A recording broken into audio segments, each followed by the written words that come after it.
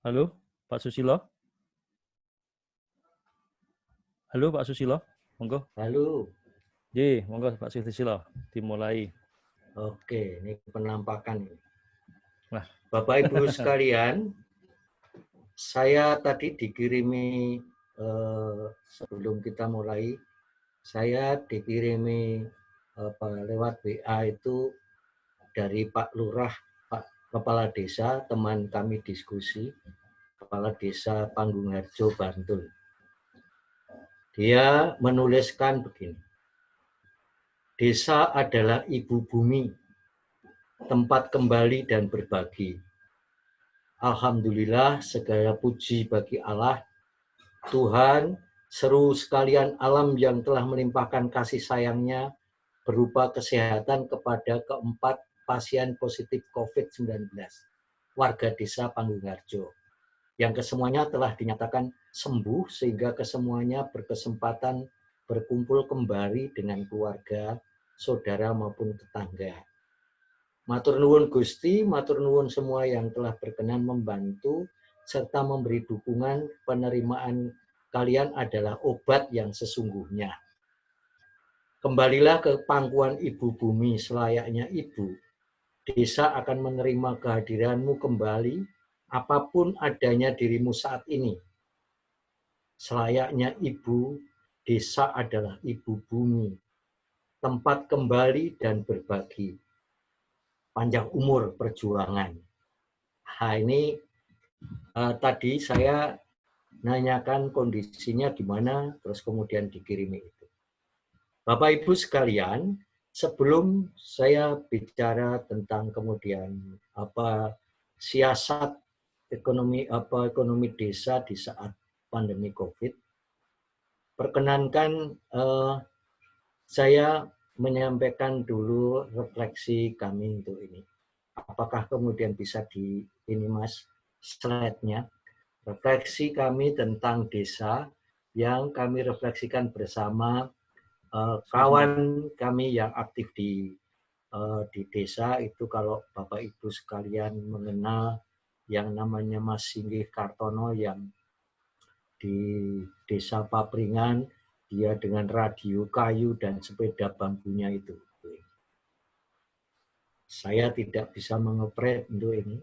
Nah, ini jadi mohon maaf, ini saya ini tidak bisa membuat paparan yang canggih. Mau canggih malah kemeringet, jadinya ya malah seperti ini. Tadi tentang saya sudah diceritakan oleh Mas Ari sebagai moderator. Sekarang selintas tentang benih Ceta Nusantara. Saya dari urban sekarang ini hijrah ke rural. Lalu kemudian menginisiasi sebuah lembaga kayak gitu yang dinamakan Benih Ceta Nusantara. Nah, logonya ada di situ. Jadi nanti saya akan menyampaikan itu, lalu kemudian saya akan menyampaikan refleksi tentang desa, lalu rantai pasok komoditas desa, praktek baik desa Panggungharjo di dalam mitigasi ekonomi di era COVID ini. Lalu terakhir, sumbang gagasan. Sumbang gagasan ini bukan hanya sumbangan gagasan dari saya berharap justru diskusi ini akan memberikan sumbangan gagasan yang bisa kita kerjakan secara bersama-sama. Berikutnya Mas, slide berikutnya. Boleh ke slide berikutnya. Nah, ini Benih Ceta Nusantara. Jadi ini lambangnya, tapi kurang lebih lembaga ini dicoba digodok itu sebenarnya sudah 2 tahun yang lalu. Lalu kemudian mengkristal gagasan ini, lalu kemudian di bulan April tanggal 2 itu secara legal kami lahir. mak pecotot kayak gitu lahir. Nah, lah kok pas lahir kemudian menyebar pandemi COVID-19 ini. Lalu kemudian ini ya seperti dipercepat aja bagaimana kami kemudian bergerak di pedesaan untuk bicara tentang isu ketahanan pangan, lingkungan hidup, dan kebudayaan. Lanjut, Mas. Silakan dilanjut di slide berikutnya. Nah, ini di A dulu. Yang A sebelum ini. Yang sebelum ini, Mas. Nah, apa yang ya setelah ini, Mas? Yang A yang tadi. A. Nah, apa yang terjadi di desa ataupun bagaimana kondisi di desa? Desa sekarang itu sepi karena terjadi urbanisasi para pemikir itu ke kota. Justru kalau saya kemudian di refleksi ini saya mengutip dari kitab suci itu panenannya banyak tapi penuainya sedikit. Di desa itu kurang lebih seperti itu. Jadi sekarang kemudian jadi desa itu kesepian. Nah, potensi desa itu terdegradasi. Kenapa? Sekarang ini karena pendekatannya semua kemudian ke ekonomi, maka kemudian banyak potensi-potensi desa. Jadi komoditas di desa itu justru diterbengkelaikan. Misalnya saja rempah, terus kemudian tumbuh-tumbuhan yang sebenarnya bisa kita konsumsi sebagai sayuran dan lain sebagainya, itu sudah tidak lagi populer. Ini. Nah, bagaimana kita bisa bicara soal ketahanan pangan kalau kita ini tidak mengkonsumsi apa yang kita tanam dan tertanam di lingkungan desa itu? Nah, itulah kemudian jadi terus. Nah, orang muda itu menjadi buat kami ini menjadi apa ya? Kalau saya bilang ya punggungnya desa itu ya di anak muda, karena anak muda ini bisa akan membuat sebaliknya, sebenarnya ini punya potensi untuk melakukan hal seperti itu. Lalu dari refleksi kami ini, wah ini mesti harus butuh keseimbangan, maka kemudian saya gambarkan di slide B itu. Di slide B, Mas. Jadi kami dengan kawan-kawan itu membayangkan seperti ini. Jadi kondisinya itu sebenarnya sekarang ini sudah jadi ke ini, Mas. Jadi ke Bapak Ibu sekalian, desa itu ya sudah mendekati limit. Jadi orang kemudian berduyun-duyun rame-rame ketika kemudian kopi ini boom kayak gitu, kemudian dari mulai pusat sampai ke daerah rame-rame kemudian mengembangkan dan memberikan support kepada satu komoditas yang namanya kopi. Wah, semua berduyun-duyun.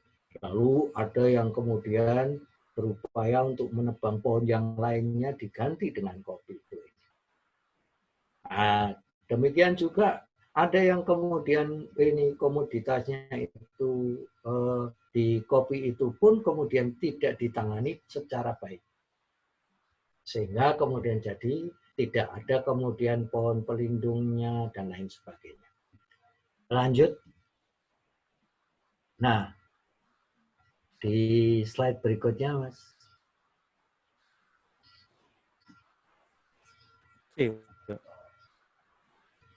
Nah, ya langsung ini. Oke, sip. Nah, lalu seperti apa sebenarnya mimpi desa masa depan itu seperti? Nah, kami, saya menyebut kami itu karena bukan hanya saya, bukan hanya 1-2 orang, tapi kemudian ada beberapa kelompok masyarakat yang mempunyai mimpi bersama, mimpi desa masa depan sebenarnya. Jadi kami membayangkan kemudian desa itu bisa kemudian sama seperti pulih seperti dulu, hijau royo-royo, kemudian ya kalau sekarang ini orang bilang menjadi kemewahan itu ketika mengkonsumsi organik kayak gitu. Yang sebenarnya itu dulu zaman nenek moyang kita ya seperti itu, seperti itu. Semua pengolahan, kemudian tanaman itu menggarap ekonominya segala macam itu digarap secara bersama-sama. Nah, hari-hari ini kita kemudian mesti ke desa itu ya, kalau saya membayangkan itu ya harus ditumbuh kembangkan pengetahuan berbasis pengalaman itu untuk kemudian ada upaya-upaya pengembangan dengan pendekatan kekinian. Teknologi-teknologi tradisional itu ya kemudian diinovasi. Teknologi-teknologi tradisional itu kalau kita melihat di desa apa yang dilakukan oleh para kadang tani itu kan sudah dilakukan bertahun-tahun. Misalnya soal budidaya benih. Waktu itu saya bertanya kepada kawan-kawan di Gapoktan. Jadi gabungan kelompok tani itu ada petani, ada peternak kayak gitu kan. Saya tanya pada bapak-bapak petani, siapa di sini yang masih menjalankan sebagai profesinya sebagai petani? Semua angkat tangan. Siapa yang profesinya sebagai penanam? Tidak ada yang mengangkat tangan. Terus pada bertanya, apa bedanya Pak D antara petani dan penanam? Kemudian saya bagi 2 kolom itu jadi petani dan penanam. Saya tanya, siapa yang benihnya itu dari menyamai sendiri, jadi budidaya benih? Siapa yang melakukan budidaya benih? Tidak ada. Dari mana benihnya? Beli. Jadi saya masukkan kategori kalau orang tidak membudidayakan benih, itu artinya petani atau bukan? Oh bukan itu, ada. Saya masukkan ya penanam. Terus siapa yang kemudian memproduksi pupuk? Oke nih. Wah nggak ada, Made. Pupuk itu ya kita beli. Itu ya kemudian masukkan ke penanam. Terus kemudian kalau kemudian kita penyemprotan hama dan lain sebagainya, kemudian apa yang dilakukan? Wah itu ya sudah tersedia, beli. Sampai pertanyaan ketiga ini saya mengulang lagi. Siapa di antara bapak-bapak ini yang menjadi petani dan siapa penanam? Lalu kemudian semua diam semua, kemudian ada yang kemudian ada Pak D petani. Siapa? Mbah Ratman. Nah, Mbah Ratman mana Mbah Ratman? Wah itu. Terus kemudian siapa? Ada Mbah Pono. Nah, saya minta ceritanya Mbah. Bagaimana Mbah? Nah, saya itu umur saya 72 Pak D. Saya bertani itu sejak usia saya itu masih 20 tahun. Sekarang saya menanam dari benih yang kami budidayakan sendiri. Pupuknya ya dari teletong, Pak D. Dari kotoran kambing dan dari sampah. Mbak Pono juga menceritakan itu. Nah, saya bilang kenapa kemudian jadi kalau kemudian jadi menjadi penanam itu sama dengan buruh. Karena kita ini ya juga kemudian hanya jadi ya saya bilang ini ya konsumtif.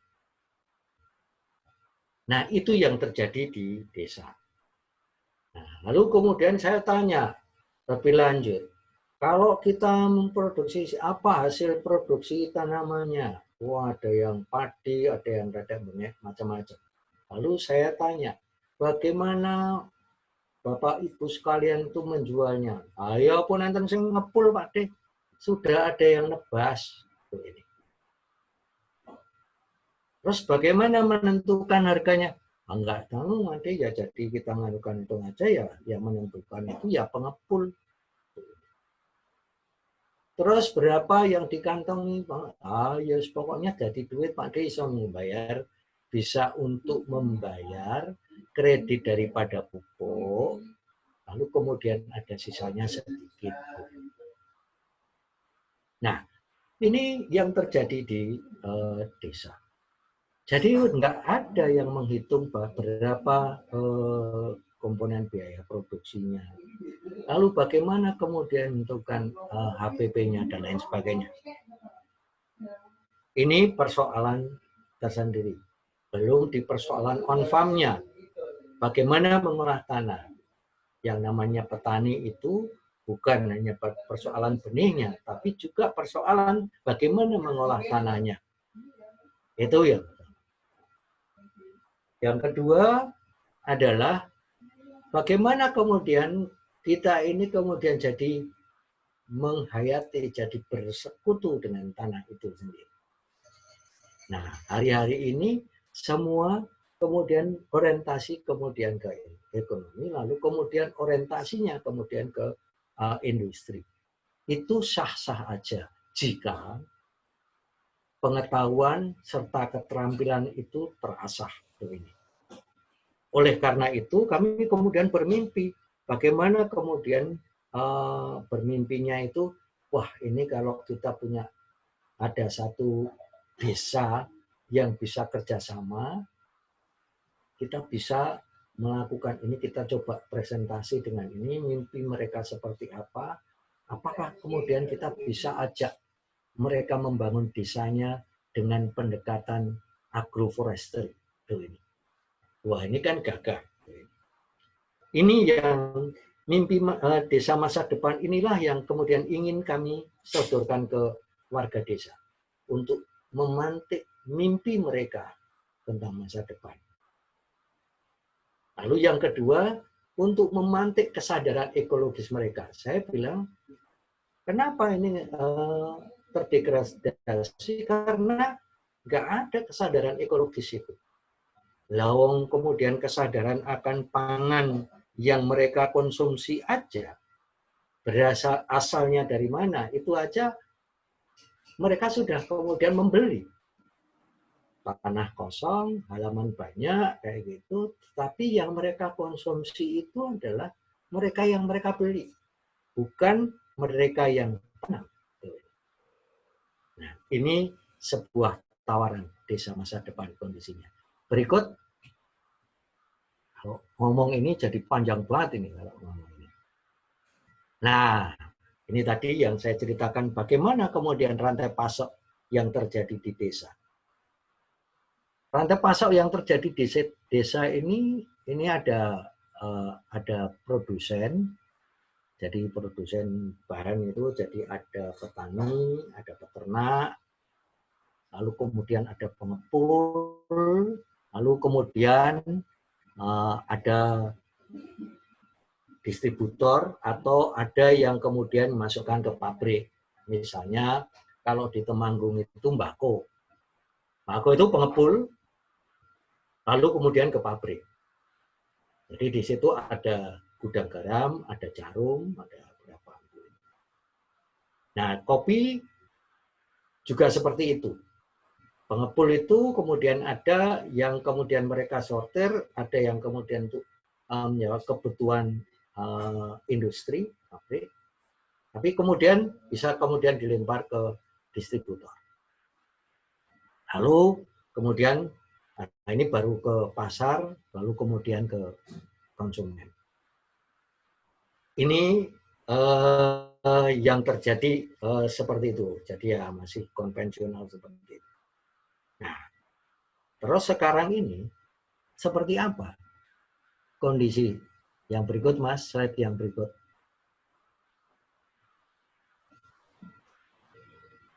Nah, ini aktor-aktornya. Aktor ekonomi desa. Jadi ini tadi saya juga dikasih masukan sama Pak Lurah Panggungarjo. Jadi ada apa namanya petani, pengepul, pedagang ini kemudian ada pedagang yang petani ini ada peternak, kemudian pengepul, ada pedagang ini pedagang macam-macam ya, ada kelontong dan lain sebagainya. Lalu ada lembaga keuangan, bank, CU, lalu koperasi, yang belakangan ini kemudian ada BUMDes. Nah, bagaimana kondisi saat pandemi COVID? Lanjut, Mas. Di slide berikutnya, Mas. Nah, sebelum itu. Ini yang slide sebelumnya, Mas. Nah, yang sudah ini, Mas. Yang gambar GER tadi. Nah, ini sifatnya sementara. Kami menginisiasi membuat kemudian ya komunikasi dengan kawan-kawan, antara lain kawan-kawan yang di CU, terutama di daerah yang berdekatan dan kami mengenal jaringan itu. Lalu kemudian ke koperasi. Jadi di mitigasi ekonomi di masa pandemi yang sekarang kami lakukan, ini saat ini. Saat ini supaya di produsen ini pokoknya ini bergerak aja. Bagaimana ini bisa muter. Lalu kami hubungkan dengan komunitas. Kami hubungkan dengan koperasi, BUMDes, dan lain sebagainya. Misalnya saja, contoh, kami mengambil bawang itu dari Temanggung. Yang kami beli, kami itu koperasi benih tanah air. Yang bantuan sosialnya, paket bantuan sosialnya itu berupa bawang, jadi bumbu dasar, kemudian minyak goreng, pokoknya produk-produk dari kawan-kawan petani. Beras itu kami bekerja sama dengan Gapotan dari Indramayu. Lalu kemudian minyak ini ada beberapa jadi minyak sawit, tetapi minyak sawitnya ini produksi dari kawan-kawan, dari kawan-kawan yang mencoba untuk memproduksi sendiri. Semua itu dari produksi itu. Jadi pokoknya saat ini bagaimana supaya ini terselamatkan dulu.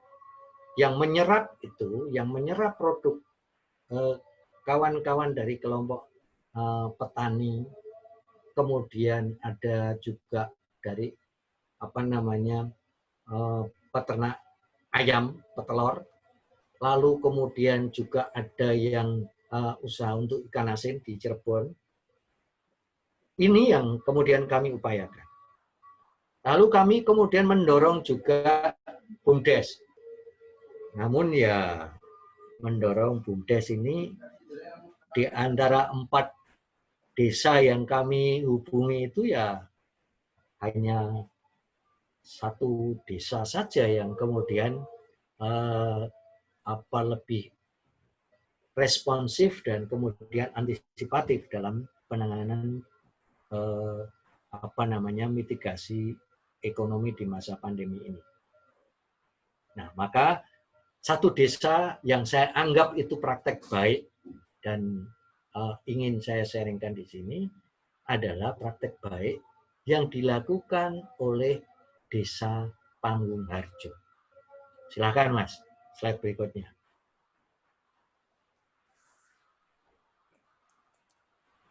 Nah, ini praktek baik mitigasi ekonomi Desa Panggung-Harjo. Ketika kemudian ada pasien COVID yang tadi saya ceritakan, yang tadi saya bacakan, ada yang terpapar 2, lalu segeralah kemudian kepala desa ini membuat satuan tugas.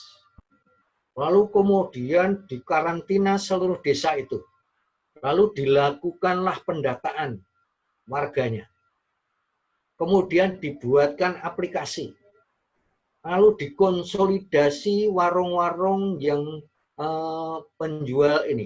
Ada penjual sembako dan lain sebagainya. Dikonsolidasi, lalu dibuatkan kemudian aplikasinya, namanya Pasar Desa ID ini. Jadi jangan khawatir Bapak Ibu sekalian, warung-warungnya itu tidak laku.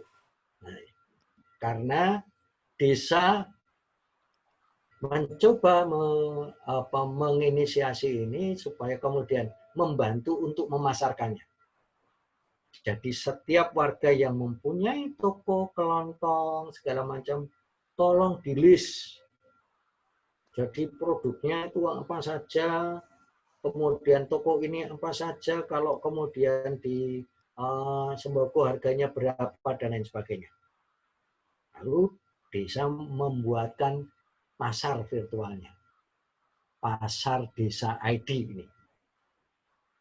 Dan ini rupanya kemudian juga efektif.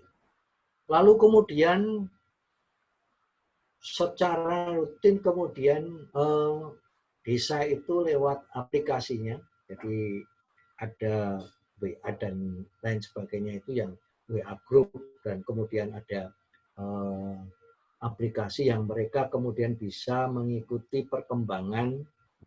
Jadi ini perkembangan kondisi warga desanya itu dari waktu ke waktu. Bisa ditengok siapapun 24 jam. Nah, kemudian pasar ini juga demikian. Pasar ini kemudian juga melakukan hal yang sama. Ini bisa kemudian melayani.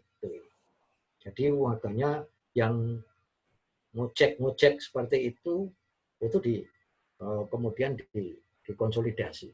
Lalu diajak berembuk, mereka kemudian menjadi tenaga untuk delivery. Nah, ini pengennya kemudian juga bisa membantu saat pembagian ini data, dan kemudian ini bisa membantu untuk pendistribusian dari pemerintah. Nah, slide berikutnya, Mas. Di slide berikutnya,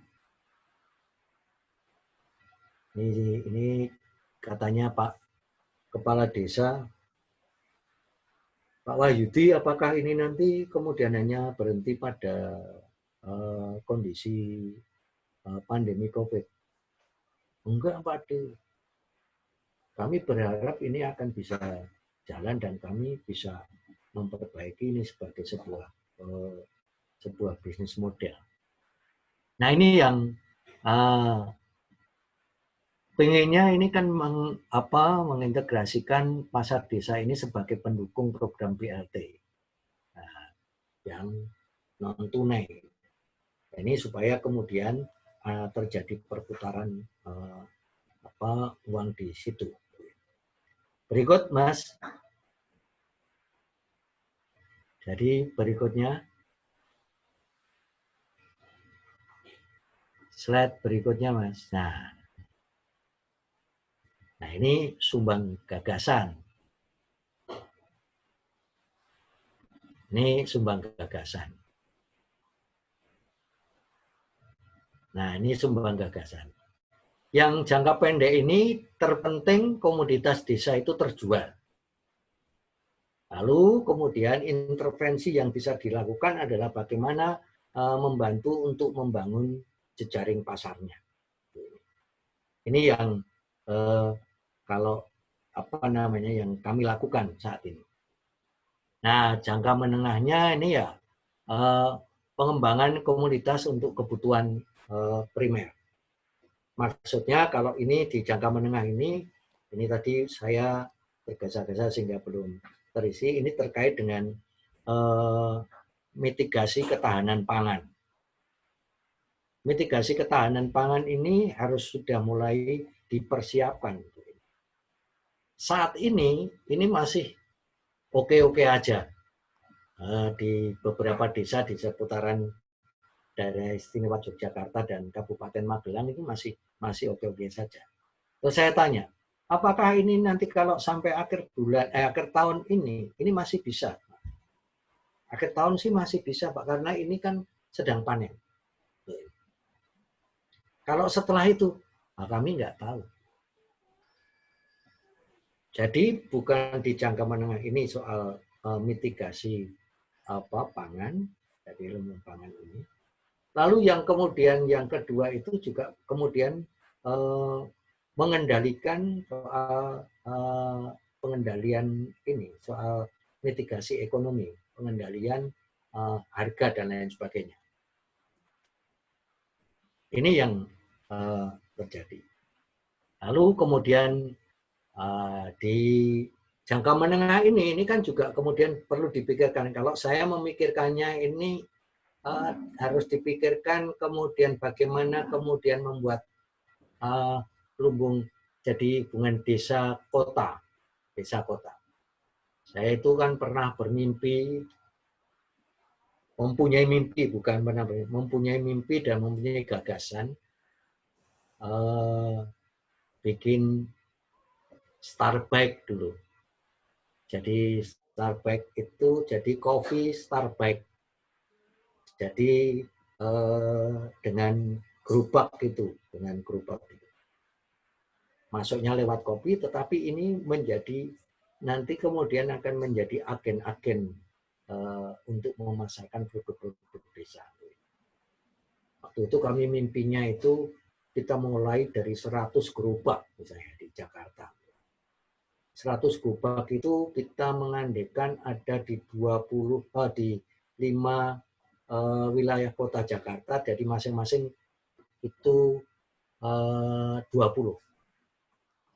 Dan semua itu kemudian bisa kemudian kita kendalikan lewat aplikasi. Ditanya kayak gitu. Nah, ini belum terwujud. Nah, sekarang di saat pandemi ini, kemudian orang pada ribut-ribut kemudian di paroki-paroki di Jogja ini. Kebetulan saya ada di grup dengan Mbak Elis itu di kawan-kawan yang bergerak untuk COVID ini. Ini kan kemudian ada di paroki-paroki sudah mulai itu muncul membuat pugeran itu ada pasar online pugeran. Nah, saya membayangkan jika kemudian di jangka menengah ini kemudian bisa terhubung dengan produsen ini dengan dengan konsumen lewat kemudian di jejaring tingkat paroki, nah ini luar biasa. Saya kemudian juga sekarang ini studio kopi Sang Akar di Tebet sana itu berubah, kami nggak jualan kopi, kami ini sekarang menjual produk-produk kawan-kawan komunitas. Jadi di TV ada jual, kemudian jadi cabai lah, kemudian telur lah, macam-macam. Kemudian kami jual beras dan lain sebagainya. Jadi saat ini Komi Sang Akar itu kemudian menjadi gudang. Karena studio tidak berjalan, sinema Sang Akar nggak jalan, dan lain sebagainya. Sehingga kemudian ya udahlah, untuk sementara ini kita bergerak di situ. Nah, kemudian Pak Ibra Pak Ibra menghubungi saya, wah baik ini Pak Sus, ada teman-teman Unpar yang mendampingi ini para petani. Lalu saya dihubungi, saya berharap ini kemudian bisa bersinergi. Nggak ada kelanjutannya. Jadi telepon hanya sekali, setelah itu ya sudah, nggak ada. Nah, yang bergerak itu ya sekarang ini di sekitaran Bogor, terus kemudian ya sampai Cirebon. Cirebon itu kaitannya dengan produk-produk ikan asin ya, ikan asin segala macam. Dan sekarang ini kemudian juga ada kawan-kawan yang nitip, ada jualan apa namanya cemilan itu dari Tiwul. Kemudian ada kawan-kawan yang nitip yang kemudian memproduksi karena kedainya tutup, lalu dia memproduksi apa itu namanya sambal dan macam-macam. Nah, ini siasat bagaimana kemudian ini terhubung. Jadi menurut saya ini juga ada hikmahnya juga. Kita kemudian, oh ternyata kemudian ini bisa kita terhubung dengan ABCD dan bagaimana kemudian kita bisa membayangkan, saya membayangkan kalau ini dibuatkan semacam supermarket virtual misalnya. Jadi, oh ini aneka macam itu yang kemudian bisa diinikan secara virtual.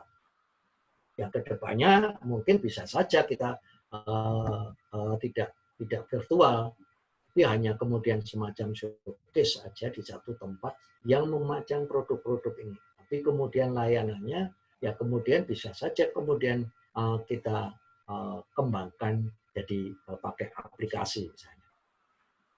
Nah itu yang kemudian kami bayangkan. Jadi jangka panjang kami kemudian membayangkan ini kemudian bisa tumbuh lewat pendidikan agripreneur untuk anak-anak muda, tapi juga kemudian ada berkembang di literasi desa, begitu. Lalu kemudian pengembangan potensi komoditas, lalu ujung-ujungnya ya kita bisa mewujudkan desa lestari dengan tata kelola yang terintegrasi. Sumbangan gagasan ini, maksud saya menjadi harapan saya dari 26 peserta ini bisa kemudian menyumbangkan gagasan ini, jadi memperkaya, dan kami berharap justru kemudian lewat diskusi ini bisa mengerucut menjadi sebuah aksi yang nyata. Terima kasih. Mohon maaf saya tidak canggih membuat sebuah presentasi ya, dengan visual kayak gitu, karena biasanya kalau saya ada ini itu ya saya membuat bulu konahnya, lalu ada teman yang membantu untuk membuatkan. Matur nuwun, terima kasih. Ini supaya diskusinya menjadi lebih panjang. Matur nuwun. Terima kasih Pak Susilo atas penjelasannya terkait desa dan dinamikanya sepanjang ini dan harapannya ke depan. Di chat saya lihat ada beberapa pertanyaan dari beberapa teman yang di sini. Ini langsung saya klaster saja supaya lebih cepat. Yang pertama Pak Susilo, ada yang menanyakan terkait bagaimana pengembangan di desa sehingga agribisnis saat ini juga kurang bisa berjalan maksimal, kemudian revolusi hijau juga belum terlihat dampaknya secara nyata. Kemudian yang kedua terkait mengenai bagaimana pengaruh dana desa yang digelontorkan selama ini. Kemudian bagaimana desa menimbulkan daya tarik buat kaula muda. Kemudian yang keempat terkait bagaimana pasar desa itu terhubung dengan paroki-paroki. Itu pertanyaan di chat, Pak. Itu mau mungkin bisa direspon dulu sebelum kita bisa membuka pertanyaan ke Bapak Ibu yang lain. Monggo Pak Susilo. Boleh. Soal agribisnis. Jadi di dalam benak Nyun Sewu ini kalau ada petani di sini.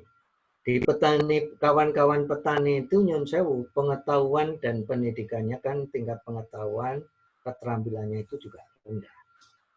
Jadi kalau kemudian ada yang melakukan kemudian ke desa, menjadi pelaku agribisnis itu kebanyakan ini adalah kemudian yang petani itu ya jadi pekerja, jadi kontrak itu. Nah, oleh karena itu maka sekarang ini perlu kemudian jadi satu, petani itu tidak bertumbuh berkembang pengetahuan dan keterampilannya. Karena itu kemudian diloloi terus, maka kemudian diperbodoh terus. Karena tidak kemudian menunjukkan pengetahuan di situ. Apa ada yang namanya pengetahuannya petani itu kemudian dibukukan, kan nggak ada. Jadi adanya itu kan kemudian apa yang kemudian menjadi pengetahuan dan keterampilannya petani itu ditulis oleh mahasiswa jadi skripsi. Diklaim sebagai karyanya dari para mahasiswa. Kan kayak gitu. Jadi para cerdik pandai itu tidak membantu untuk meneguhkan dengan kemudian menguatkan dengan pengetahuan serta keterampilan usaha bisnisnya. Jadi kayak gitu.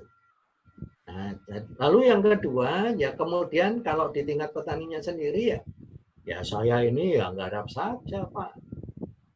Saya kok suruh mikir untuk ini. Setidaknya petani itu punya perspektif, punya pengetahuan. Kalau toh tidak dia sebagai pelaku bisnisnya. Oleh karena itu diharapkan kemudian ini sekaligus kalau ini kemudian bagaimana kemudian menjadi daya tarik anak muda, maka kemudian kita harus melakukan pendekatan dengan kekinian. Nah, nggak bisa kemudian dengan mengajak ini masih dengan cara-cara lama. Misalnya aja satu contoh, satu kali kemudian kami ke Karanganyar. Kemudian kami itu sebenarnya mau mendokumentasikan, kemudian kami bikin, kemudian ada drone, pakai drone kayak gitu. Pakai drone. Terus kemudian kami ajak anak-anak muda itu. Terus kemudian mereka melihat, wah bisa toh Pak, nganukan motret ini. Nah itu bukan hanya motret. Itu bisa mendingke atau bisa mendeteksi tanah itu kemudian ini tingkat kesuburannya misalnya. Sekian hektar itu bisa menghitung dia. Sekian hektar itu nanti kalau kemudian ini ditanami produksinya berapa. Terus lewat helikopter kecil-kecilan itu, lewat drone itu juga bisa untuk nyebar benih. Untuk tertentu ya, untuk tanaman tertentu. Atau untuk kemudian pupuk cair untuk ini. Jadi sora kemudian nyemprot kayak gitu. Misalnya. Wah, apakah bisa untuk ini? Oh, sangat bisa. Nah, suatu kali saya kemudian ngajak di Raja Drone itu untuk kemudian bikin kelas lah kayak gitu untuk ini kelas apresiasi aja tentang teknologi, tentang coding dan lain sebagainya. Nah, harus dengan pendekatan-pendekatan yang kekinian.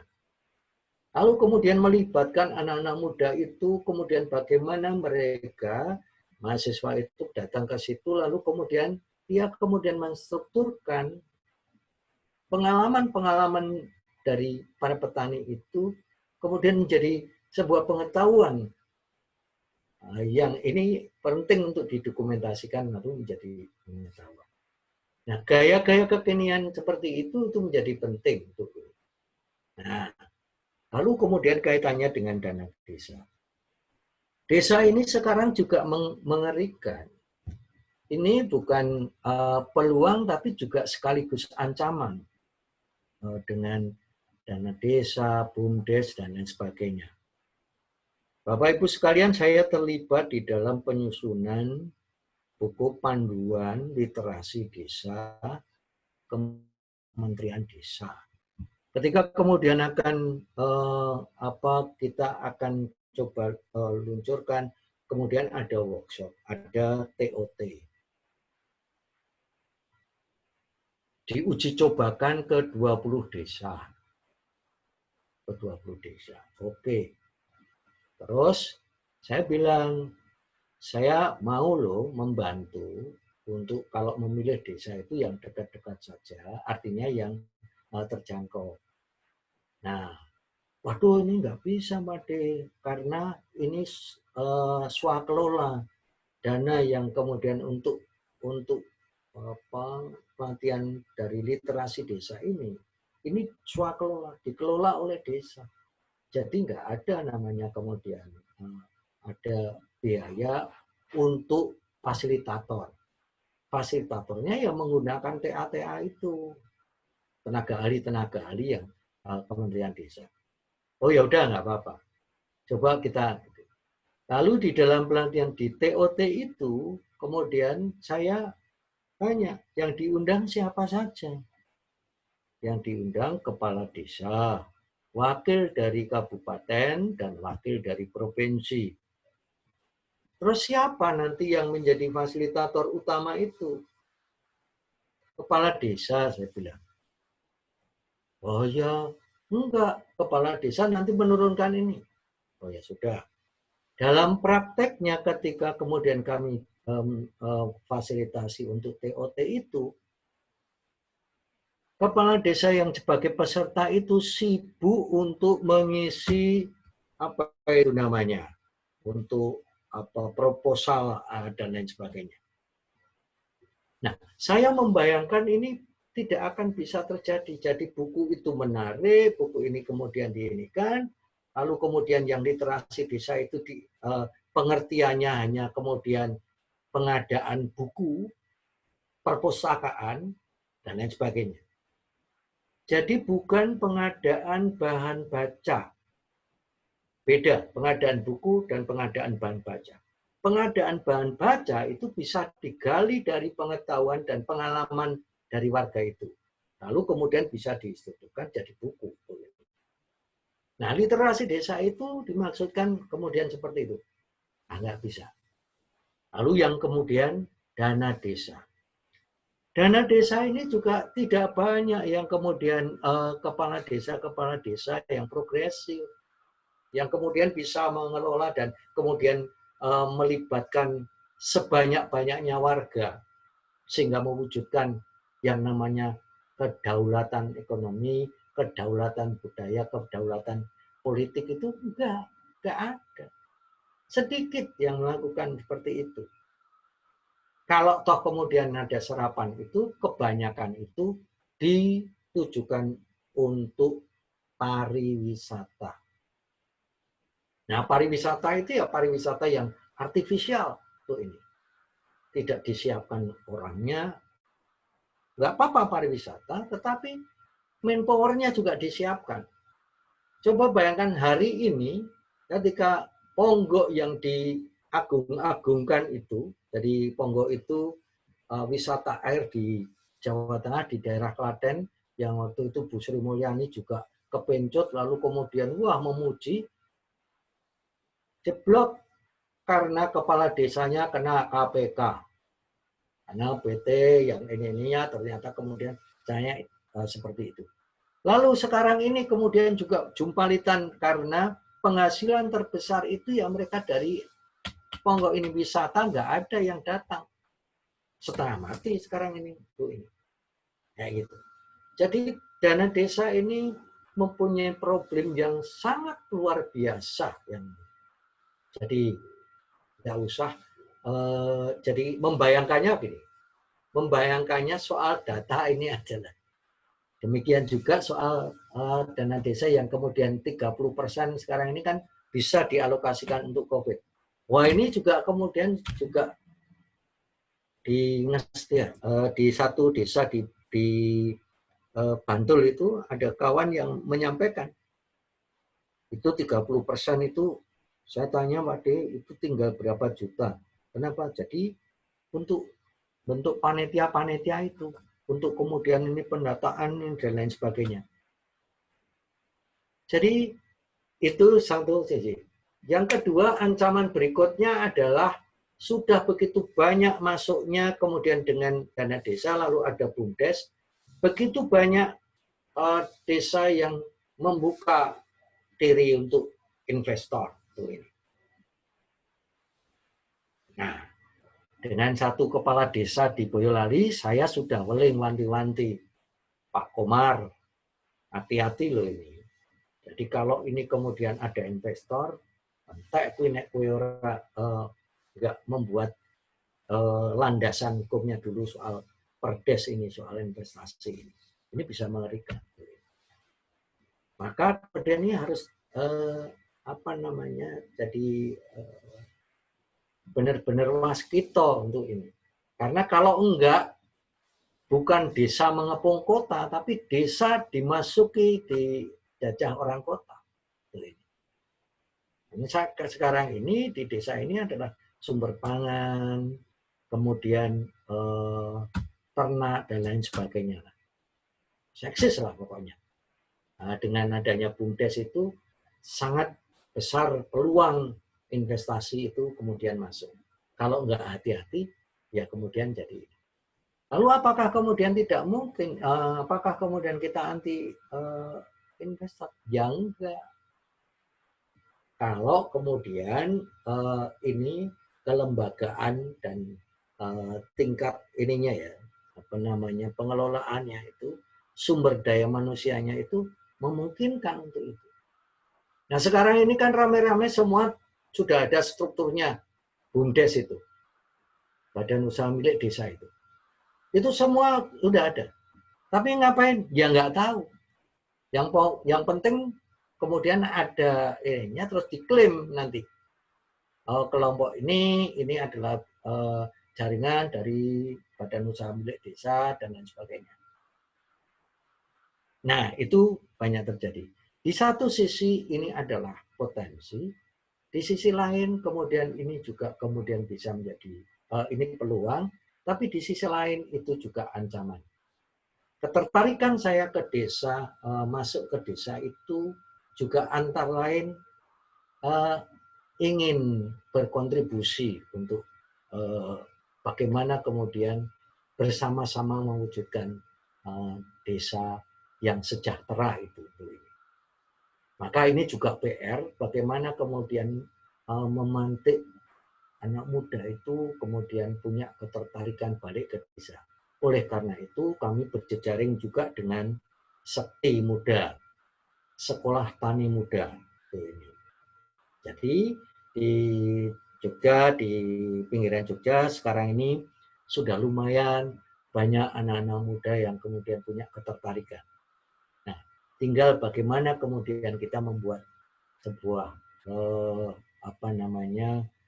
sistemnya, kemudian bagaimana kemudian membangun proses pembelajarannya dan lain sebagainya.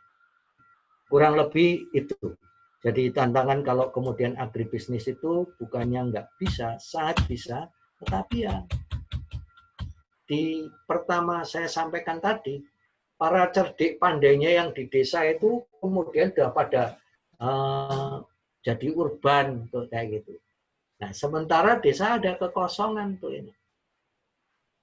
Nah, lumayan di beberapa kabupaten dan di beberapa desa sudah banyak orang yang mempunyai ketertarikan untuk balik desa. Sampai saya sama Subadi itu bikin kampanye mudikisasi anak muda balik ke desa untuk membangun desa. Kurang lebih itu Mas, di tingkat pertanyaan yang berkaitan dengan agribisnis, dana desa dan bagaimana kemudian. Nah, kalau kemudian bagaimana melingkan ini pasar desa kemudian ke paroki-paroki itu kan saya membayangkan kemudian ada di tingkat paroki itu juga ada data tentang kebutuhan itu ini. Jadi ini kan bisa kemudian berbasis kebutuhan. Jadi kalau saya itu membayangkan itu jadi segmented kayak gitu, segmented.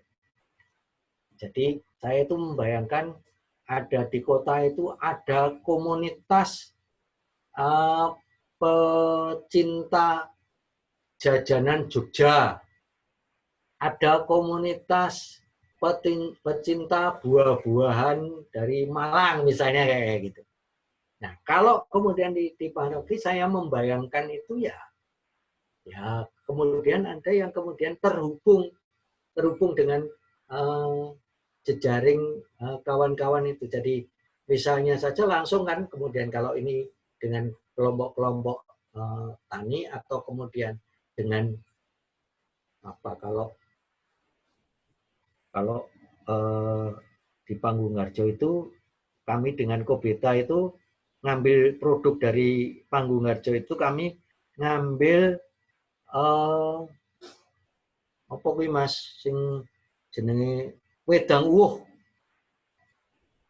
Nah, wedang uwuh itu yang kami bagikan dalam paket yang kami sebar sebanyak sampai saat ini sudah mencapai 6.000 paket yang kami sebarkan di Jakarta itu ada salah satunya di situ itu adalah wedang uwuh. Nah, wedang uwuh itu berasal dari mana? Itu kami ambil dari Panggungarjo sama dari Imogiri. Nah, terus kemudian hal yang lain, kentang itu kami dari Bandung. Terus kemudian apalagi kalau yang sudah itu telur itu kami dari Kerawang. Begitu Mas. Matur nuwun Pak Susilo. Sekarang saya buka forum untuk pertanyaan tanya jawab secara langsung. Mungkin tadi Pak Antonius Listianto sudah tunjuk tangan. Monggo Pak Anton. Wah, ngeri Pak Anton. Juangnya pertanyaannya Pak dosen. Capek mete lah. Monggo Pak Anton.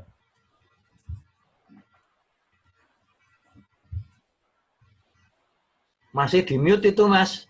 Oh iya ya ini. Oke, Pak Ade. Nah, capek mete wawan Pak Ade, biaho. Begini Pak Ade, kebetulan saya pernah berkesempatan untuk membantu di Agato, di BSB Agato, punyanya Romo Greg dan Romo Agato dulu. Nah, salah satu yang jadi masalah ialah ternyata panca usaha tani yang dilakukan dulu zaman-zaman Orde Baru itu merusak habis-habisan. Dalam arti kata, dari segi pola tanam, dari segi penggunaan pupuk yang tadi seperti Pak Desus sudah ngendikan bahwa utarakan bahwa orang tergantung sekali dengan pupuk kimiawi, orang tergantung sekali dengan pestisida kimia, orang jadi nggak mau melakukan pembibitan sendiri dan sebagainya. Itu salah satu hal yang akhirnya petani-petani yang tadi seperti Pak Ade bilang, apakah petani atau cuma sekedar penanam? Kalau penanam ya mereka tidak akan sejahtera karena mereka hanya akan jadi orang-orang upahan. Larinya ke situ Pak Ade. Itu yang pertama. Yang kedua, permasalahannya bahwa tanah di Indonesia ini kan tidak bertambah Pak Ade. Makin lama makin kecil, makin sedikit, makin sempit. Sementara itu pengembangan pembangunan kebijakan dari pemerintah sendiri Nyun Sewu kelihatannya kurang ke arah sektor pertanian, justru sektor maritim yang akan digenjot habis-habisan. Nah, ini yang jadi pertanyaan saya, apakah bagaimanakah masa depan begitu saat anak muda sudah tertarik untuk terjun ke pertanian, tapi ternyata sekarang lahan makin sempit, mau gimana? Itu berkaitan tadi dengan ketahanan pangan nasional, Pak Ade. Yeah. Kita gula itu impor habis-habisan. Gula raw sugar itu kita impor habis-habisan. Yeah. Karena pabrik-pabrik gula yang tadinya sedemikian banyak di Pulau Jawa akhirnya tutup karena juga nggak ada bahan bakunya. Tadinya kalau kita jalan ke arah Jogja, ke arah Bantul itu tebu di mana-mana luar biasa. Sekarang udah berubah semua Pak Ade. Nah itu gimana ya Pak De? Saya terus terang formulanya bahwa oke, kita mau mengembangkan pertanian yang bagus, pertanian organik, kita akan memberdayakan masyarakat desa. Tetapi kalau keberpihakan dari pemerintah sendiri, arah pembangunan pemerintah sendiri nggak ke situ, ya akhirnya repot. Kita sudah ngumpulin anak-anak muda, anak-anak pertanian, kita didik, kita latih dan sebagainya, begitu terjun ke desa frustasi. Kenapa? Lahannya makin sempit. Itu Pak Ade. Pertanyaan sekaligus tanggapan dari saya. Nun sewu. Wah, ya itu. Jadi soal lahan, kita ribut-ribut lahan lalu kemudian membuka sawah baru, ya kan? Lalu kemudian ada perhutanan sosial. Kalau menurut saya kan karena tidak ada political will dari pemerintah juga untuk ini. Lalu kemudian menyiapkan kemudian BLK, sekolah-sekolah yang tidak kontekstual di daerah. Misalnya saja, di Boyolali itu daerah pertanian peternakan. Kemudian nggak ada tuh SMK-nya yang kemudian lulusannya itu kemudian bisa kemudian mengelola peternakan dan pertanian di situ. Karena yang dipelajari juga nggak kontekstual. Sekarang ini kemudian juga rame-rame vokasi dan lain sebagainya. Wah ini kan juga luar biasa. Saya Mas, terus terang saja, kalau kemudian bicara ke politik nasional, itu memang frustasi saya. Jadi oleh karena itu kemudian ini nggak tahu apakah ini hanya menghibur diri, ya kan, menghibur diri. Bagaimana itu sampai saya, ya sudah sekarang yang ada di depan mata saya, yang bisa saya lakukan untuk melakukan perubahan, ya itu yang saya lakukan. Karena terus terang saja ya wis menua saya ini, saya tidak berpikir kemudian wah ini kayak apa. Misalnya aja soal benih kemarin itu, sakitnya itu luar biasa. Kami sedang mencoba untuk menggulati dan mengumpulkan benih-benih lokal, membudidayakan, melakukan kampanye seperti itu. Mak beduntuk kemudian undang-undang. Diundangkan kita ini, dianukan jedar diundangkan itu sudah. Terus sekarang ini kita sedang mempersiapkan diri untuk kemudian judicial review. Itu ini. Itu satu. Lalu kemudian kita ini kalau kemudian memang benar-benar kembali lagi kemudian kita ini kemudian ke Trisaktinya Bung Karno. Ya mestinya kalau nawacita itu benar-benar dilakukan. Ya mestinya kan porsi diberi jalan untuk ini. Supaya itu kemudian tumbuh di desa-desa itu. Sehingga desa-desa kemudian BUMDes itu juga ya kalau itu diakui koperasi setara dengan PT itu, ya ngapain kita mesti harus PT kan gitu. Nah, itu untuk ini. Jadi benar soal lahan. Jadi saya ini ditawani berhektar-hektar Mas. Jadi Putri Mumpuni, Pak D, bantu aku dong itu di Subang itu ada banyak tanah itu, nggak ada yang garap itu untuk ini. Terus apa Mbak Puni sing dibutuhkan? Ini sebenarnya kebutuhan jahe merah itu luar biasa banyaknya. Untuk mencukupi jahe merah, untuk mencukupi pasar dalam negeri aja, itu kan masih kurang.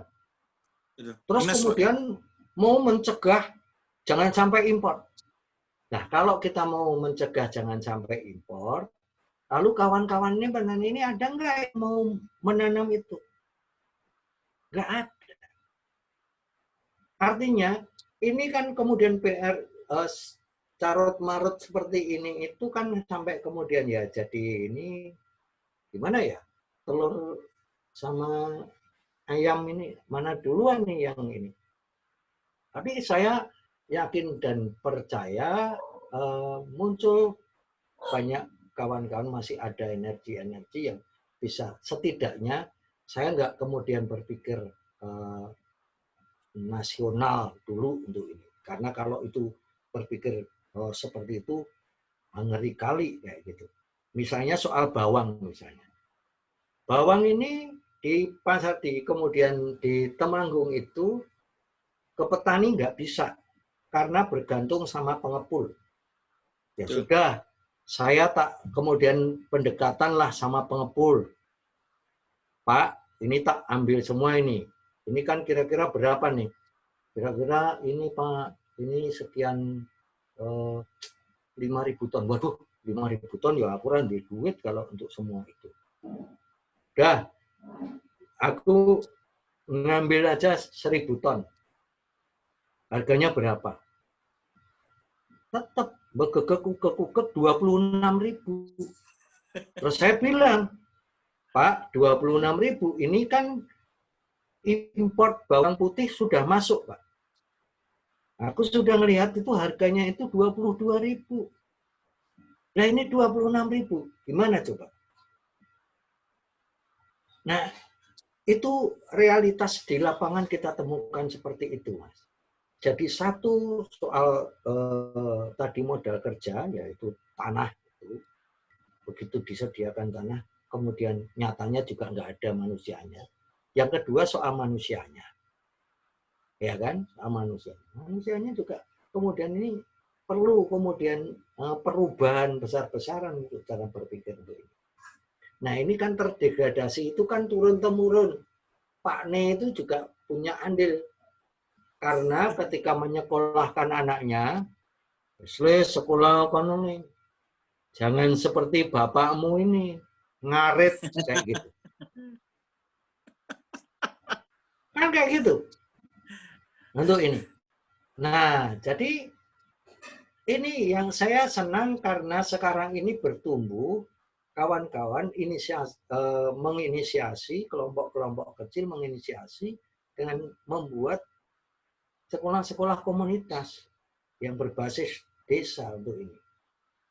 Oleh karena itu, kalau saya dengan umur saya ini sampai kemudian jadi mandek, Mas, kalau kemudian bicara soal politik nasional untuk ini. Bahwa kebijakan pemerintah itu penting untuk mengaruhkan ini, iya. Saya dulu membayangkan ketika Megawati dulu jadi presiden itu, ganti Gus Dur itu. Jadi pidato pertama itu saya membayangkan, hai anak-anakku bangsa Indonesia, marilah kita kencangkan ikat pinggang, kita tanam di masing-masing bumi depan rumah kita itu. Ya toh? Kita tanam cabai, kita tanam apa, kita tanam sendiri, kita konsumsi sendiri. Kita tidak akan beli dari luar negeri. Saya membayangkan pidatonya kayak gitu. Mak Bedun itu apa? Enggak kan? Nawacita. Nawacita itu dengan bangganya saya ikut sana sini ngerungokke, ikut diskusi-diskusi nyusun nawacita itu. Waduh, mongkok hati saya. Tapi begitu di dalam pelaksanaannya, oh ternyata enggak segampang itu. Karena orientasinya politik kita ini bukan untuk bonum komunum, bukan untuk kesejahteraan bangsa untuk ini. Tapi tetap aja untuk kepentingan-kepentingan itu. Nah, saya kemudian membayangkan sekarang ini by design. Kalau kemudian di beberapa desa saja yang kita anukan, ini kemudian juga by design soal politik lokal, bagaimana mempersiapkan kepala desa untuk ini. Maka dengan Pak Wahyudi itu kami kemudian membuat namanya Akademi Desa Mandiri untuk kepala-kepala desa untuk menemukan ini. Nah, kayak gitu tuh. Itu Mas. Jadi apa yang disampaikan ini Mas Aris itu benar tuh ini. Dan itu menjadi keprihatinan kita bersama tuh. Dan saat ini ya coba bayangkan ada kawan juga di USEP itu kan juga di KSP. Kurang apa dia itu untuk ini? Dia aktivis tuh ini. ATTN dulu juga kurang apa di situ tuh ini. Sekarang Menten juga di koperasi. Tidak bisa kita bayangkan. Maka saya sekali lagi selalu menyampaikan kepada kawan-kawan itu, saya tidak mengabdi pada rejim. Saya mengabdi pada anak bangsa ini. Siapa yang kemudian saya hadir harus menjadi bagian dari solusi. Kalau bagian dari masalah, ya tidak usah berdekatan dan kita melakukan kerja bersama. Saya itu aja. Jadi apa yang bisa kita kerjakan, kita kerjakan. Dan saya mengimani itu. Karena sejatinya perubahan itu, ya itu harus kemudian dari dalam. Tuh. Karena perubahan itu digerakkan oleh kesadaran. Jadi kalau itu tidak digerakkan oleh kesadaran, imani itu, ya itu tidak akan terjadi. Menurut saya seperti itu. Nih, karena ini Sabtu itu jatahnya kan agak sedikit religius. Ya. Daki-daki kita harus ini, Pak. Daki-daki. Ya, iya. Gitu. Matur suwun, Pak De. Semangatnya. Siap. Mas Alis. Ada lagi Bapak Ibu yang mau tanya secara langsung? Monggo tunjuk tangan ataupun langsung. Monggo Pak Intoni. Ya. Wah, ini berat gini Pak Intoni ini. Enggak yang ringan-ringan ya, Mas. Mas Susilo. Jape mete, biao. Pak Intoni ini memang jatah bertanya kok. Oh, bagian bertanya di forecast aku dia tadi yang bertanya. Tadi buka pasar desa itu bagus banget loh. Saya swear, aku seneng, bagus banget. Ini kok ada suara musik ya? Apa ini? Kok ada suara musik emang? Bentar. Kok ada suara musik? Nggak ada aku penampaanku Pak Intoni. Oh, dek, komputerku sendiri ternyata ada musiknya bunyi. Klik. Wah. Ya, gamelan Jogja itu, gamelan Jogja. Tapi pasar desa.id kan belum jalan ya, Mas ya? Sudah jalan tapi itu di lokal, Mas. Jadi ini panggung doang. Nah, itu rubriknya, menunya harus ditambah Mas supaya bisa dijual ke tempat lain. Saya mau kasih ide aja. Di desa itu kan selalu punya pasar, ya kan? Pasarnya itu bukan di desa, levelnya itu di kecamatan. Nah, biasanya di kecamatan. Kalau kecamatan itu berarti kan ada 12 desa kira-kira. Ya, karena kalau di desa untuk konsumsi desa sendiri kan skopnya kecil, belum tentu habis.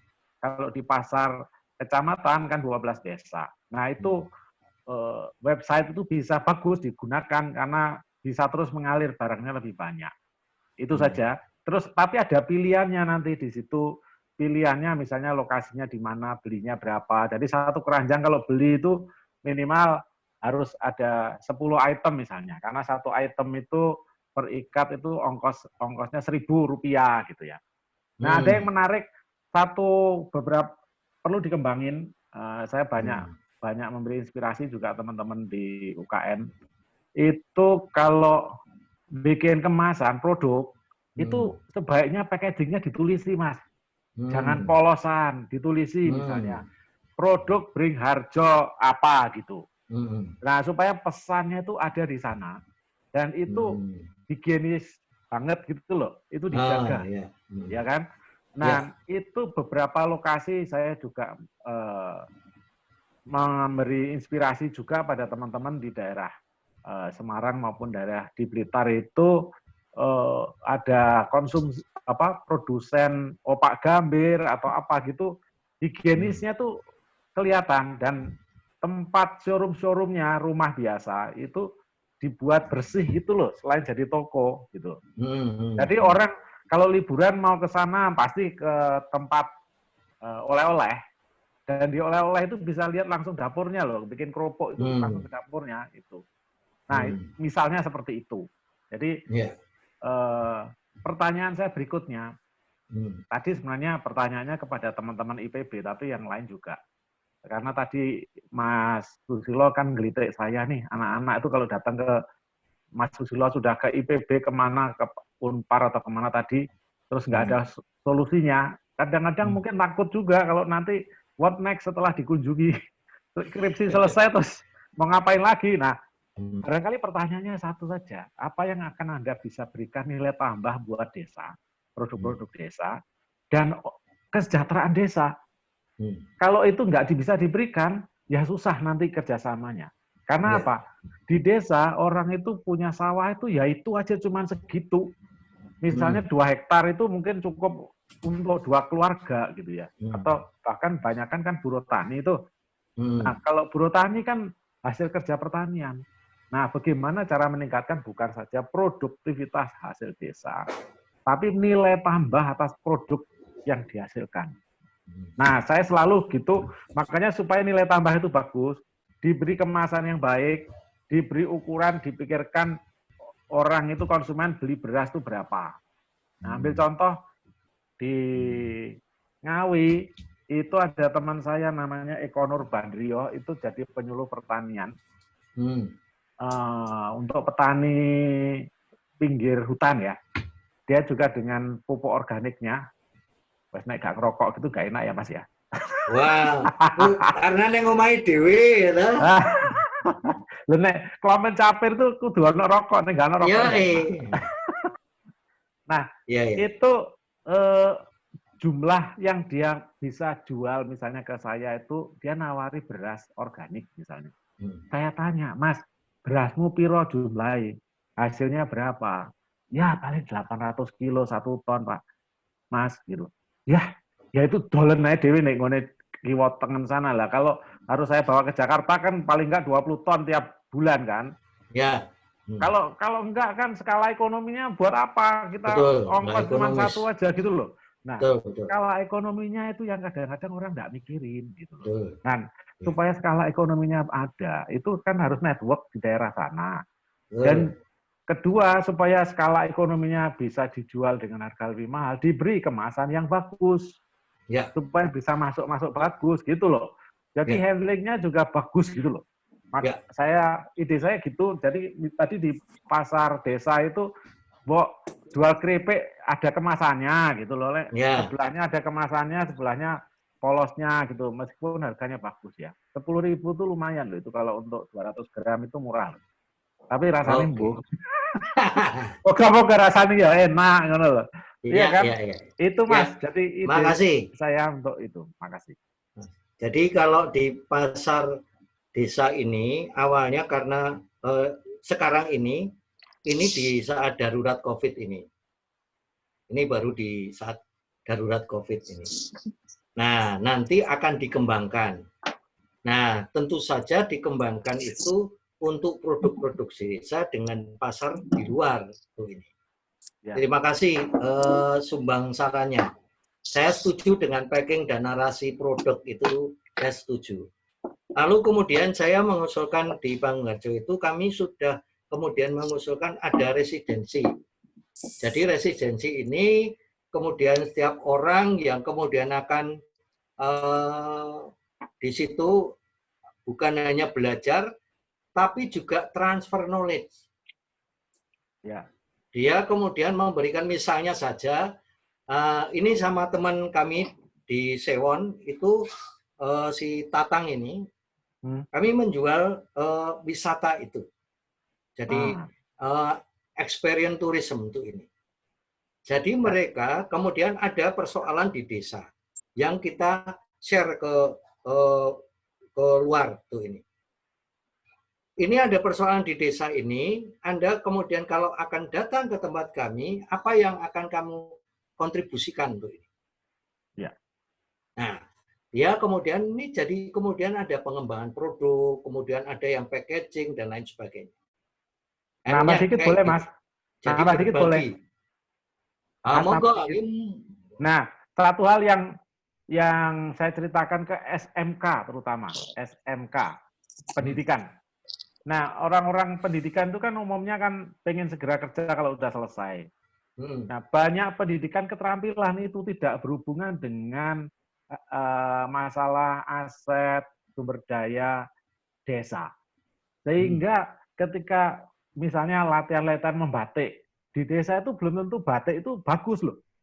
Ya. Akhirnya semua batik, ya ngapain gitu loh. Betul. Ya, nah, lebih baik bikin keropok, misalnya situ desa keropok, bikin tempe, nang daerah tempe gitu kan, itu jauh lebih berguna gitu loh. Ya. Ya. Karena kalau tidak hilang dari daerahnya, usaha daerahnya, itu menjadi susah nanti. Karena toh habis itu balik lagi ke daerahnya kok. Ya. Nah, saya Sepakat, sudah Pak. pengalaman ngasih edukasi ke Karang Taruna, Mas. Di daerah Blitar Kanigoro itu Karang Taruna. Itu kita undang untuk bikin pertanian ikan ya. Ikan gurame itu maju. Akhirnya Tulungagung juga ikut, Trenggalek ikut. Gurame itu dibawa ke Jakarta setiap hari 2 truk.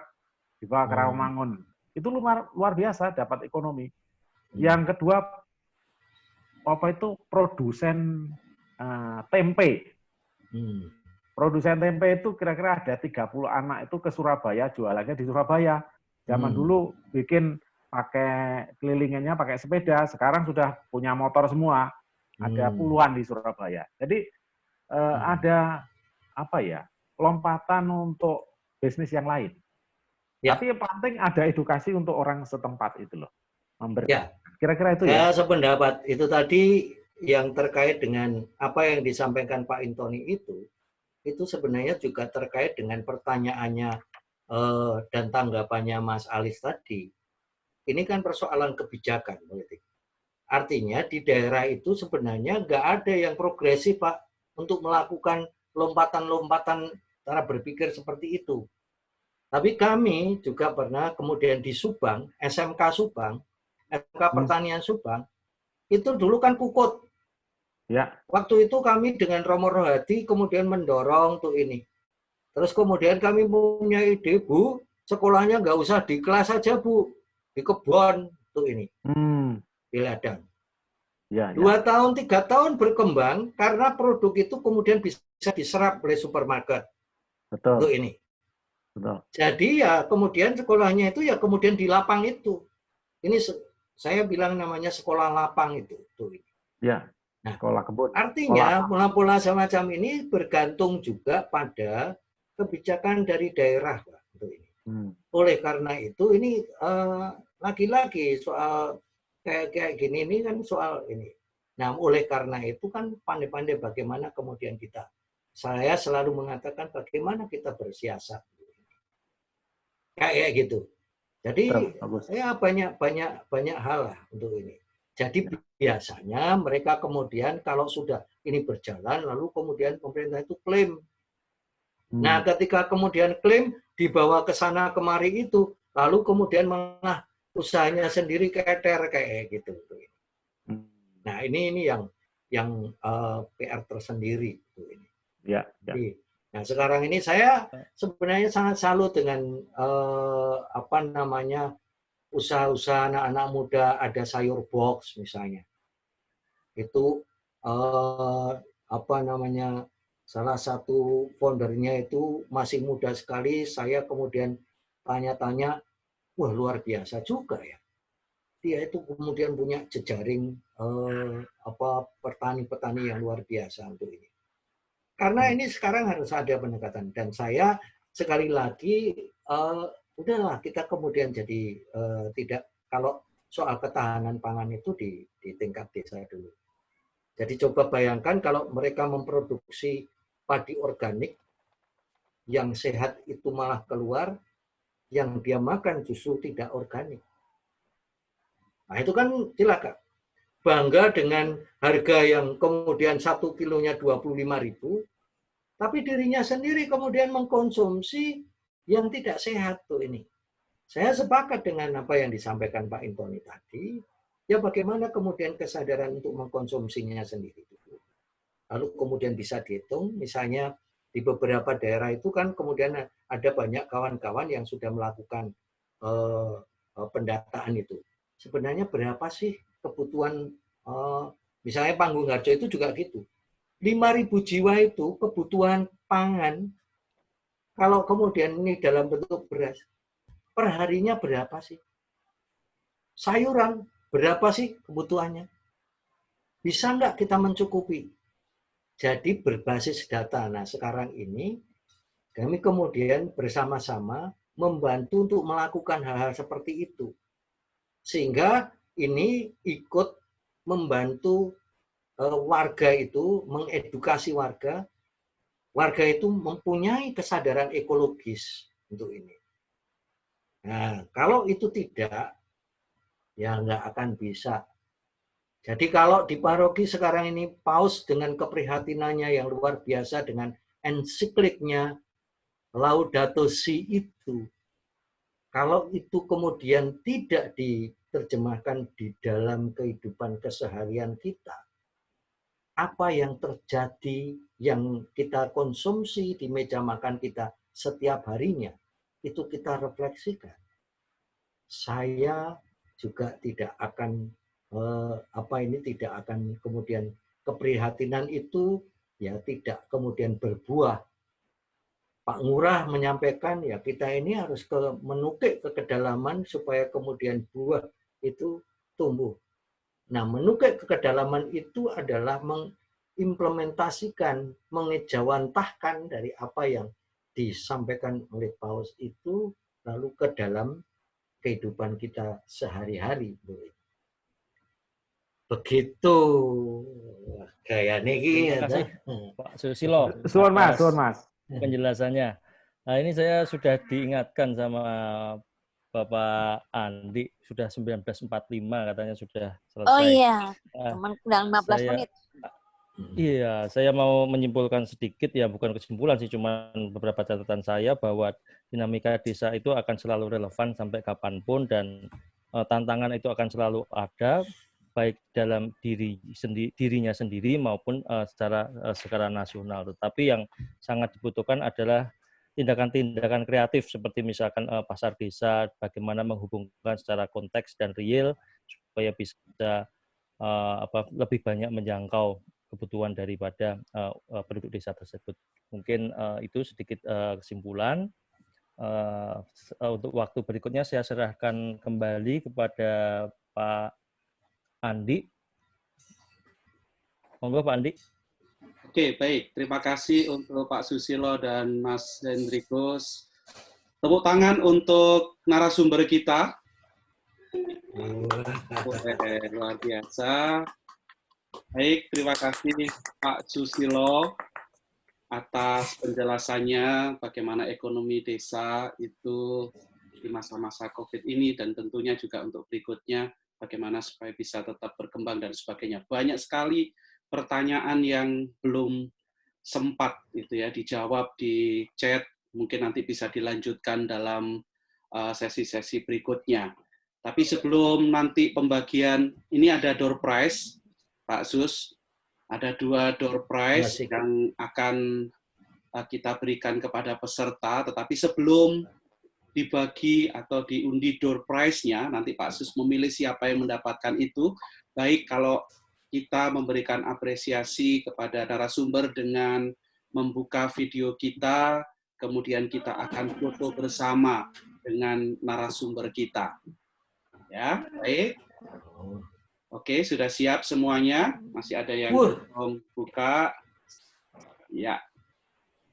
Oke, saya tunggu. Terima kasih. Ya, Bu Maria. Wah, Bu Maria ini mesti ratau jedul gitu loh. Oke, 1, 2, 3. Oke, sebentar. 1 kali lagi. Ya, ini sekarang fotonya udah berganti nih kayaknya.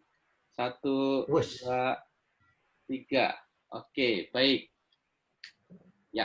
Kapan tur ke Bringharjo?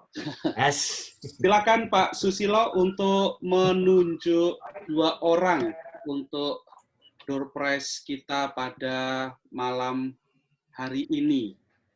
Bu Maria, door prize-nya apa malam hari ini? Siap dari Cita, kaos dari Cita, dan buku. Oke, dari Cita kaos dan juga ada buku ya. Silakan Pak Susilo, siapa yang mendapatkan door prize? Wajah boleh diperbesar supaya di. Saya itu memilih yang dari pertama sampai hari ini itu aktif ikut. Saya Ayo, siapa kuwi? Ah, ini di luar itu, di luar Mas Alis sama Mas Andi. Ibrahim. Nah, Mas Ibra, Mas Ibra. jadi yang pertama itu Bapak kita ini Pak Guris masih kelihatan ya nih? Masih. Wah, Pak Ya, Guris. setuju, Oh, Pak Guris. Pak Guris itu. Bagus. Wah, supporting yang luar biasa ini. Oke, yang satunya Pak Susilo. Nah, yang satunya ini kan kayaknya ini ada Wanita, tamu wanita. di Betul. Yang cewek, yang cewek. di luar ini tuh ada tamu di luar ini tuh ada, saya membaca itu ada Deta ini ya, temannya Pak Ibra ini. Oh, oke. Ya. Deta hadir Deta? Ya, Pak De. Weh, ini calon Forgesian dari Bandung ini. Beli benih dari Deta juga. Iya, Ya. Deta. Berarti satu untuk Pak Gori. Silakan. Kemudian satu nanti untuk Ibu Deta yang di Bandung. Nanti alamat boleh dikirim ke Bro Ibra dan nanti diberikan ke kami ya. Sebungkus rokok klobot dari Pak Desus untuk host. Oke, baik. Baik, Bapak Ibu, acara kita akhiri untuk malam hari ini sampai di sini karena kita pasti akan lanjut untuk kegiatan kita dengan doa rosario bersama, Laudato Si, dan terima kasih untuk kehadiran semuanya juga yang baru bergabung di acara Forges in Zoom. Selamat datang dan terima kasih atas partisipasinya untuk berkenan hadir. Dan kita selalu akan hadir di setiap Jumat dan Sabtu. Jadi silahkan untuk hadir di setiap Jumat dan Sabtu dengan tema-tema yang berbeda. Minggu depan, di Jumat dan Sabtu, juga hari Minggu, ada special event. Itu kita akan berbicara tentang pengembangan sosial ekonomi gereja, kemudian di hari Sabtunya, hari Jumat kita akan bersama dengan Pak Intoni untuk peluang customer, kemudian hari Sabtunya kita akan berbicara bersama dengan Pak Hendrikus tentang pengembangan sosial ekonomi gereja, dan di hari Minggu kita ada special event bersama dengan Profesor Anita dan Ibu Wiwi untuk acara Forges kita. Jadi selamat malam dan kita akan ketemu kembali di minggu depan. Terima kasih, Tuhan memberkati kita semuanya. Amin. Terima kasih. Terima kasih semua. Terima kasih. Terima kasih. Selamat malam. Ada Pak Roni. Pak Roni apa kabar? Pak Roni habis punya bayi kembar loh. Pak Roni rakyat Pak lagi. Roni, Oh iya, Pak Roni. Mana Pak Roni? mana tampil? Wah, Pak Roni baru siapa punya Pak Roni? Yang mana? Pak Roni Yang habis mana? dapat bayi kembar perempuan. Oh, Pak Roni. Selamat. Selamat ya Pak Roni. Terima kasih. Terima kasih. Oh, Pak Roni. Nih. Waduh. Sambil ngomong. Satu dong. Wah, selamat. Hebat. Luar biasa. Selamat Pak Roni. Luar biasa. Mas Susilo bagus, Mas Susilo. Saya support, Mas. Matur nuwun Pak Intoni. Jadi kalau bisa terus dikaitkan usaha itu dengan lembaga pendidikan, Mas, di lokasi dekat sana, supaya banyak orang yang terlibat. Selain gereja loh ya. Iya. Wah, aku itu malah kerjaku itu di luar gereja sih, Mas. Pak Intoni. Enggak apa-apa, hasilnya dibawa juga boleh untuk membantu. Oh iya. Ya. Iya kan? Ya. Jadi kan karya kita kan nggak mungkin dikonsumsi oleh orang Katolik masih sipil. Nah iya. Kan? Tapi Pak pasti Desus. Ngader Pak De. semangatnya dibawa. Mulai ngader Pak De. Ben boten Iya. saya. Mudah-mudahan. Soalnya kalau deket saya bisa bantu, tapi kalau jauh siapa sih bayari ongkosnya, Pak? Yuda kuwi iso kuwi. Nom-noman kuwi. Ini masih lanjut ini. Lah ya kan kangen ngobrol, yang lain belum nggak mau ngomong ya silakan. Jadi kami mau nganukan urban farming itu di Jakarta, Pak. Urban farming. Pertanian kota di Jakarta. Ya setuju, aku juga seneng karena aku sudah mencoba beberapa kali dan mencoba bercocok tanam. Misalnya ini yang baru aku tanam itu ternyata hidup itu adalah pohon-pohon palem ya, yang buahnya kayak jambe merah-merah itu bagus. Itu kan satu biji kalau beli harganya 150.000 kan itu. Iya, betul. Satu kecil gitu ya, kira-kira 30 cm itu 150.000. Saya mau nawarkan ke Pak Yudo itu sekolahnya untuk bikin ini di kebun. Nah, Pak Yudo masih ada toh? Sudah live. Wah, sudah hilang. Pak Yudo itu di Yakobus itu di belakang itu ada pertanian kebun, malah bisa dipakai doa rosario keliling loh itu di situ. Wow. Dekat lapangan itu. Kebunnya bagus. Saya beberapa kali juga lihat ke situ. Makanya. Bunganya. Cuman nggak pernah dipakai, orang tua atau siapa nggak nyentuh itu, sayang. Gitu. Wah, Pak Ibra, terima kasih.